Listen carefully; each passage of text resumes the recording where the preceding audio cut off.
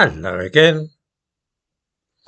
I mentioned a couple of weeks ago that I had visited the Jeffrey Museum in Hackney, or the Museum of the Home as it is now called. It was renamed after the disorders which followed the death of George Floyd in the United States in 2020.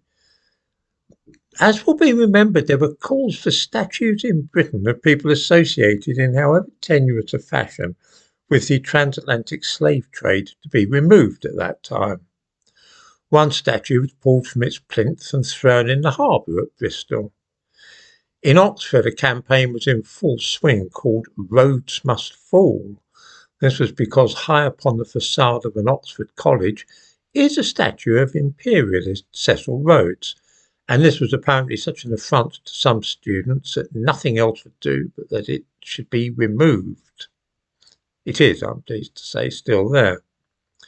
At the Jeffrey Museum, there were similar demands to topple a statue of Robert Jeffrey, the 17th century philanthropist whose money was used to build the almshouses in which a museum named after him is now to be found. This was on the grounds that he had had an involvement in the slave trade. Diane Abbott, the Member of Parliament for a Hackney constituency, involved herself in the business and was photographed outside the museum, apparently angered about the statue.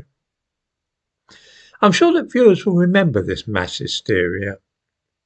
What is quite extraordinary is the fact that in Africa, the statue of at least one slave trader in the 19th century is revered, and the woman who is the subject of the statue is regarded as a famous heroine because she stood up to the British when they were trying to suppress the slave trade in Africa in the mid-19th century. The statue of this woman, Elfunroy Tinubu, stands in the town of Abeokuta, where she spent a lot of time.